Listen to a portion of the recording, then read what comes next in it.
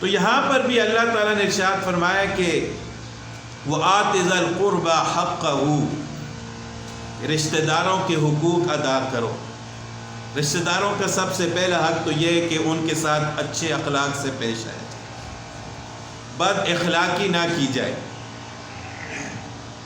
یہ ہر انسان کا دوسرے انسان کے اوپر حق ہے۔ پھر یہاں پر خاص طور پر مالی حقوق کو اللہ تعالیٰ نے بیان فرمایا ہے کہ اگر آپ کے رشتہ داروں میں سے کوئی شخص مفلس ہے، محتاج ہے، تو اس کی مدد کرو۔ اگر رشتہ داروں میں سے کوئی شخص ایسا ہے کہ جو کما نہیں سکتا، یا عورتیں ہیں، بچے ہیں، ان کا کمانے والا کوئی ہے ہی نہیں، تو دوسرے مسلمانوں پر ان کا نان نفقہ فرض ہو جاتا ہے۔ جو صاحب استطاعت رشتہ دار ہوتے ہیں ان کے اوپر ان غریب محتاج رشتہ داروں کا نفقہ فرض ہو جاتا ہے کہ اب آپ کی ذمہ داری ہے کہ ان کے گھر کے اخراجات پورے کرو، ان کی ضروریات زندگی پوری کرو۔ پھر بعض اوقات ایسے حقوق ہوتے ہیں کہ جو ادا کرنے فرض ہوتے ہیں، ضروری ہوتے ہیں، لوگ ان میں کمی کوتاہی کرتے ہیں۔ مثال کے طور پر ایک آدمی فوت ہوا تو اب اس کے جتنے بھی ورثاء تھے، اس کی جتنی مالیت تھی وہ اس کے ورثاء میں برابر برابر ان کے حصوں کے مطابق جتنے شریعت نے مقرر کیے وہ تقسیم ہونی تھی۔ لیکن وہ فوت ہوا، اب جس کے قبضے میں جو کچھ تھا اسی نے اپنا سمجھ لیا، تو یہ رشتہ داروں کی حق تلفی ہے یا نہیں ہے؟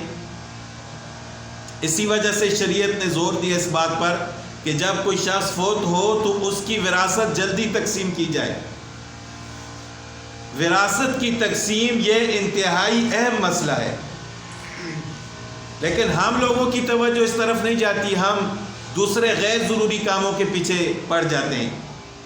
یہ کام کرنا ہے، وہ کرنا ہے، میت کی قبر پکی کرنی ہے، ایسے کام ہمارے ذہن میں ہوتے ہیں کہ جن کاموں سے شریعت نے منع کیا ہے ہم ان کے پیچھے لگ جاتے ہیں، اور جو اصل کام ہے کہ سب سے پہلے اس میت کی وراثت کو تقسیم کیا جائے، وہ کئی سال گزر جاتے ہیں، لوگوں کی توجہ ہی نہیں ہوتی اس طرف۔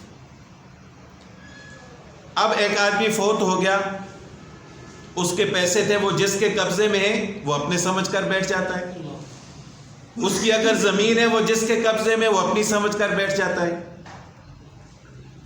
کوئی اور چیز ہے وہ جس کے قبضے میں اسی کی سمجھ کر بیٹھ جاتا ہے۔ خاص طور پر عورتوں کے، بہنوں کو وراثت میں ان کا حصہ نہیں دیا جاتا۔